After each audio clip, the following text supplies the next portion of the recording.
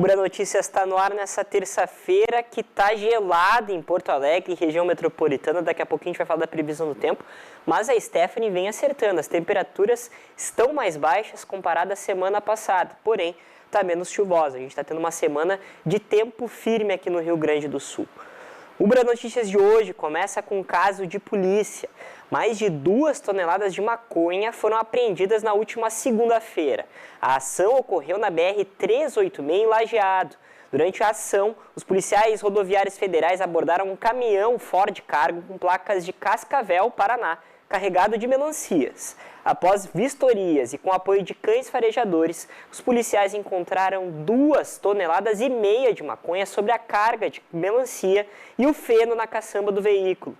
Foi fundamental a participação dos cachorros do Faro, da PRF Ébano, Guri e Simo, que indicaram a carga da maconha. O carregamento ocorreu em Goiás e o destino da mercadoria era Porto Alegre. O motorista foi preso por tráfico de drogas e encaminhado à polícia judiciária com veículos e entorpecentes apreendidos. A gente vê a importância dos cães farejadores e eles até têm nome, inclusive. E começa a funcionar nessa semana o Desenrola Adimplentes, programa do governo federal que oferece crédito com juros menores para trabalhadores informais e condições especiais para os beneficiários do FIES. O programa é voltado a trabalhadores sem carteira assinada que não sejam servidores públicos, aposentados ou pensionistas do INSS. Para participar, é preciso ter um empréstimo pessoal não consignado com pelo menos 4 parcelas já pagas. A dívida deve estar em dia ou ter no máximo 90 dias de atraso. O saldo devedor pode chegar a R$15 mil por instituição financeira. A nova operação vai ter juros de até 1,99% ao mês. A parcela não pode ultrapassar 90% do valor pago anteriormente. Também pode ser liberado crédito adicional de até 50% do saldo devedor original, desde que o valor da nova parcela respeite esse limite. O programa também contempla estudantes com contratos antigos do FIES, que estejam adimplentes. Para contratos celebrados até 2017, há possibilidade de desconto de 12% sobre o valor da dívida para quem optar pelo pagamento à vista. Além disso, graduados adimplentes com o FIES há pelo menos 36 meses podem solicitar crédito para começar ou ampliar uma atividade empreendedora. Os juros podem chegar a 11% ao ano, com limite de R$80 mil para pessoas físicas e R$180 mil para empresas. Neste primeiro momento, as operações vão ser oferecidas pela Caixa Econômica Federal e pelo Banco do Brasil. Quem tem dívida em outras instituições também pode procurar os 2 bancos, mas vai estar sujeito a uma nova análise de crédito. A contratação deve ser feita exclusivamente pelos canais oficiais das instituições financeiras. E nessa quarta-feira, a Prefeitura de Porto Alegre promove um feirão de empregabilidade em celebração ao Dia Internacional da Juventude. A iniciativa vai acontecer no Centro Esportivo e Cultural da Bom Jesus, centro de referência da juventude. A atividade conta com ações culturais, esportivas, qualificação e empregabilidade em diferentes regiões da capital. Em parceria com o Cine Municipal, o feirão vai auxiliar na elaboração de currículos e encaminhamentos para processos seletivos. Também serão oferecidos workshops de autoestima, beleza e serviços de orientação e atendimento ao público. E a Prefeitura de Porto Alegre divulgou uma nova lista de crianças contempladas com vagas na educação infantil para o segundo semestre de 2026. Nessa etapa, 512 crianças foram designadas para unidades da rede municipal. As famílias têm até a quinta-feira, dia 13, para efetivar a matrícula. Esta é a segunda rodada de inscrições para vagas de educação infantil, realizada pela Secretaria Municipal de Educação neste ano. Na primeira etapa, mais de 5 mil crianças foram encaminhadas para a rede de escolas municipais. Agora, outras 512 foram contempladas. As famílias devem consultar a lista divulgada pela Prefeitura. As crianças aparecem identificadas pelas iniciais do nome e pelos últimos números do CPF. Agora, quando o resultado indica uma unidade escolar, significa que a criança foi contemplada. Já quem não tiver uma escola indicada, permanece automaticamente na lista de espera. As famílias contempladas também recebem, pelo WhatsApp informado durante a inscrição, o contato da escola e as orientações para a matrícula. Para confirmar a vaga, é necessário apresentar a certidão de nascimento da criança, carteira de vacinação atualizada, comprovante de residência recente e documento de identificação do responsável. A matrícula precisa ser feita até quinta-feira, dia 13. Quem não realizar a confirmação dentro do prazo, perde a vaga.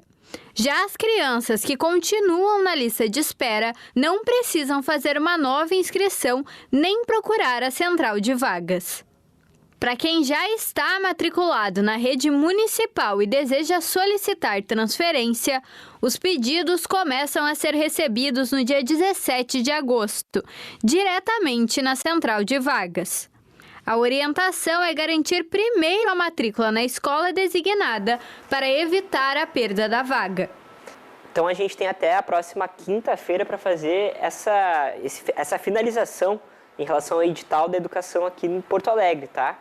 Tem 2 dias, então corre porque são 500 crianças que conseguiram vagas para esse segundo semestre. A Stephanie já está aqui para a gente falar da previsão do tempo, mas antes, Stephanie, a gente vai falar das manchetes do dia, o que está rolando no Brasil e no mundo, principalmente porque a gente está chegando já no meio da semana. Pois é, vamos conferir, começando como sempre pela Folha de São Paulo, conferindo os principais destaques desse que é o jornal mais nacional que a gente traz sempre. É verdade. Fachin defende lei para salários de juízes e cobra transparência do judiciário. Em seminário na Folha, presidente do STF afirma que o controle externo de instituições é proteção democrática contra a tentação.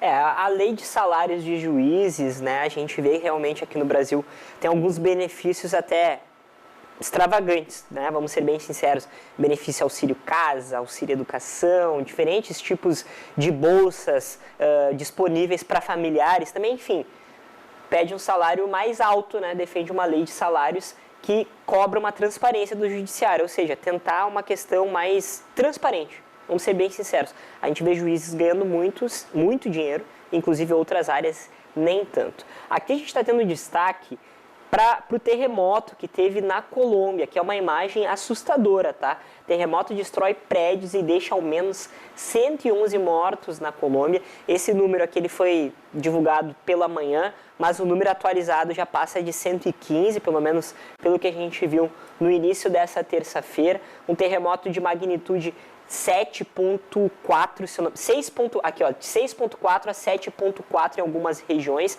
6.8 em outras, atingiu Bogotá, a capital, atingiu regiões ao redor de Bogotá. Imagens estão circulando na internet do terremoto, são assustadoras mesmo. O barulho do terremoto, foi o terremoto que eu vi mais imagens divulgadas assim pelo público. Foi num horário de dia, né? Bogotá tem muita visita de turistas e a gente teve bastante imagem de divulgação em relação ao terremoto. E aqui a enfermagem vive rotina de violência, aponta pesquisa, né? 7 em cada 10 profissionais de enfermagem de São Paulo dizem sofrer violência no trabalho. Impressionante esse número, tá? É mais que a maioria.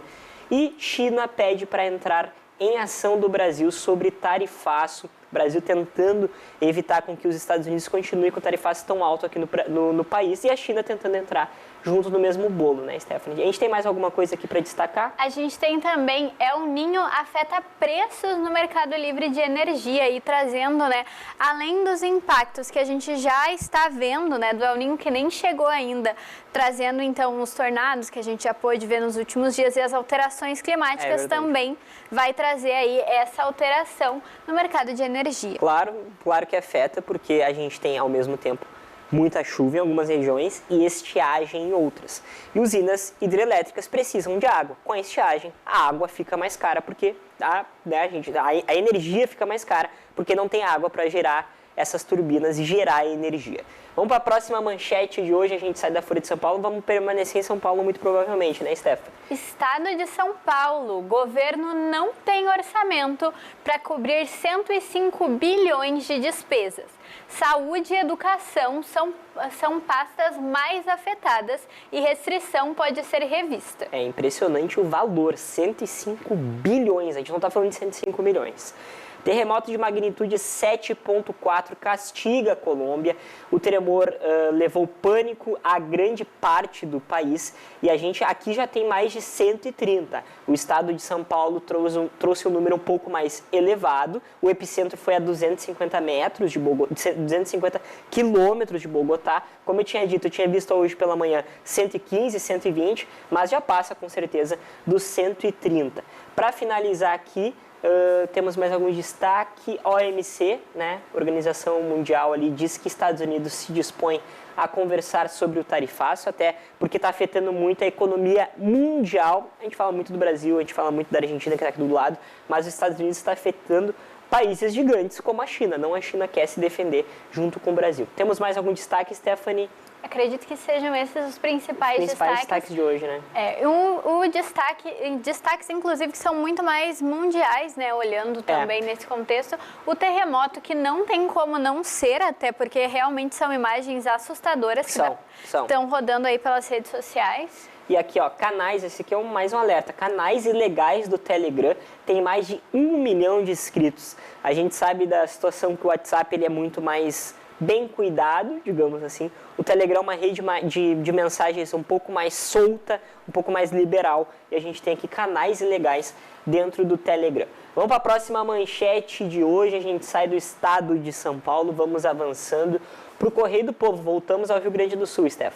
Aqui também o principal destaque, forte terremoto deixa mais de 100 mortos na Colômbia. Esse número aí um pouco menor do que a gente pôde ver nos outros jornais, né? Talvez tenha sido atualizado um pouco mais cedo. E aqui destaque para a previsão do tempo. Frio e sol darão lugar ao retorno de chuvas ao Rio Grande do Sul. Me diz que não é essa semana, Steph.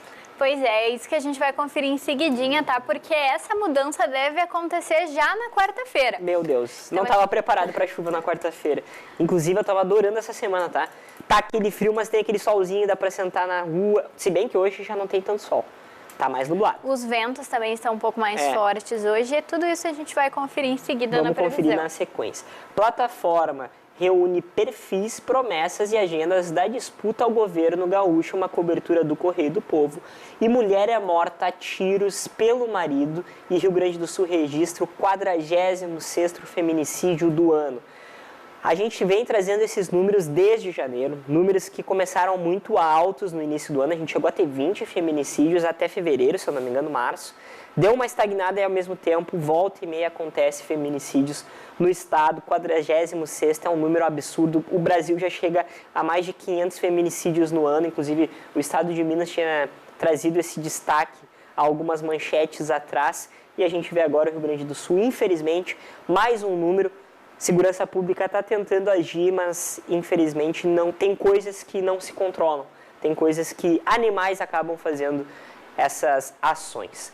Vamos para a próxima manchete de hoje, a gente sai do Correio do Povo e vamos para o estado de Minas, que eu estava destacando. Aqui muito a questão da corrida eleitoral. Que inverno é esse? Dando destaque lá para o inverno que está aparentemente quente em Minas Gerais, até estão falando da estiagem. Mais algum destaque, Stephanie? Também tem destaques mais regionais, né? Brumadinho terá um novo museu vizinho de Inhotim.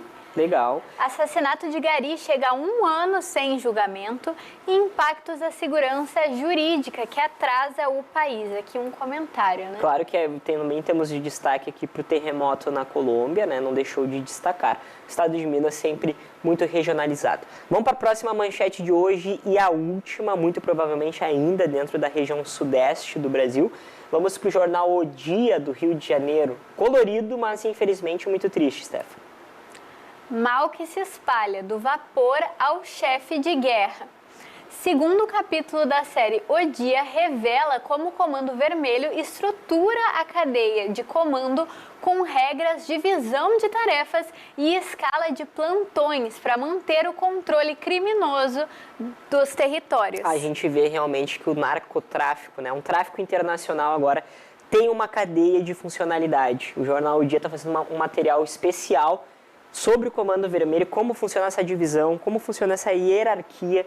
E é impressionante a capacidade e a coragem do jornal O Dia de estar fazendo isso, tá? A gente tem que destacar a coragem deles de estarem fazendo uma reportagem especial sobre isso. O Procon do Rio de Janeiro lança cartilha com alerta sobre jogos online, algo muito necessário. O Brasil está se preparando para isso, como federação, tem uma cartilha já do SUS em relação às bets. E mais um destaque aqui, Stephanie. Meu pai não queria ver ninguém triste, né? Um destaque para uma morte no Rio. Temos mais alguma coisa? Mais de 5,6 vagas de trabalho também. 6 mil vagas, bastante vagas de trabalho lá no Rio. O Rio de Janeiro é um dos principais polos aqui do Rio Grande do Sul, não, do Brasil. E a gente vê o destaque para muitas vagas de emprego. Vamos finalizando então com manchetes do dia. A gente volta para o Rio Grande do Sul, né? Vimos o terremoto na Colômbia, o Brasil tendo dificuldades com 105 bilhões para fazer pagamentos em algumas pastas como saúde e educação. E agora chegou a hora de falar da previsão do tempo, algo que o Correio do Povo já vinha trazendo. A chuva volta nos próximos dias. Pois é, a gente vai ver o retorno da chuva nessa quarta-feira, mas as temperaturas também sobem um pouquinho. Mas agora eu conto todos os detalhes.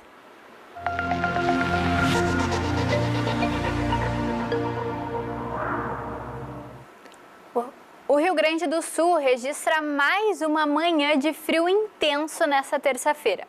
A menor temperatura do estado foi observada em São Francisco de Paula, com 0,7 graus Celsius. Na sequência, aparece Dom Pedrito, com 1,1 grau Celsius, e Ulha Negra, que teve 1,6 graus. Também tiveram marcas próximas do 0 graus os municípios de Piratini e São José dos Ausentes, ambos com 2,3 graus Celsius. A previsão indica uma mudança no tempo a partir dessa quarta-feira. A chuva volta a ganhar força e deve atingir grande parte do estado ao longo do dia.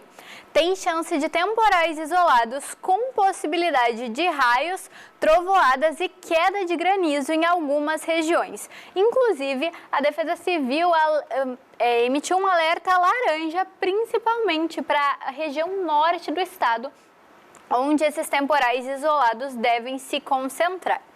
As temperaturas, apesar disso, também começam a subir a partir de amanhã. A gente vai ter uma manhã de temperaturas mais amenas. Na tarde, a temperatura não deve subir tanto, mas a gente confere isso agora, começando pelo mapa das mínimas. 10 graus em Porto Alegre, 9 graus em Santa Maria, 8 graus lá em Bagé e 12 graus em Uruguaiana. 11 graus também em Erechim. Temperaturas aí acima dos 10 graus na maior parte do estado, bem diferente do que o que a gente viu na manhã de hoje, né? Onde as temperaturas estavam próximas aos 0 graus. Vamos ver agora como é que ficam as máximas. A amplitude térmica de amanhã vai ser bem reduzida. 15 graus em Porto Alegre, 13 graus em Santa Maria, 13 graus também em Bagé, 16 graus lá em Uruguaiana e 20 graus em Erechim. Por lá é onde a temperatura sobe mais. Vamos ver como é que fica o tempo em outras cidades aqui do estado. São Sapé, na região central do estado, mínima 10 graus, máxima 14. Aí temperaturas um pouco mais altas, mas o tempo deve ficar um pouco mais severo por lá. Tem possibilidade de temporais isolados, sim. Capão da Canoa tem temperaturas semelhantes, mínima 10, máxima 15, também com chance de temporais isolados. Capão da Canoa, mínima 13, máxima 16. E Canoas, mínima 12, máxima 16, também com chance de temporais. Realmente a chuva está voltando para o Rio Grande do Sul, a amplitude térmica também diminui. Mínima 12, máxima 16 em Canoas, Picada Café não está diferente, mínima 10, máxima 15. E a tendência para os próximos dias é a temperatura um pouco mais baixa e também essa previsão de pancadas de chuva. Pancadas de chuva, pancadas da dupla Grenal, vamos ter Grenal na Copa do Brasil. Daqui a pouquinho eu vou falar disso no Giro Grenal, mas nem tu esperava isso, né, Steph? Não esperava pela possibilidade de um Grenal. Vamos ver o que vai acontecer, né? Vamos ver o que vai acontecer e eu quero saber, principalmente depois, quando tiver esses Grenais, os palpites da Stephanie pro Grenal. Pois é, palpites não só pro Grenal, mas também quero palpitar para os outros clássicos que vão acontecer. Vão ter, porque só teve clássico, tá? Vai ter Atlético e Cruzeiro, vai ter Palmeiras e Santos, vai ter Inter e Grêmio, vai ter Vasco e Vitória. Daqui a pouquinho eu vou falar disso no Giro Grenal. E é claro, eu vou trazer atualizações do Inter. O Inter está trazendo um meia sueco, está assinando com o Eliasson, um jogador de 30 anos, sim, da Suécia. Mas ele tem mãe brasileira, tá? Então ele tem dupla cidadania, tem dupla nacionalidade.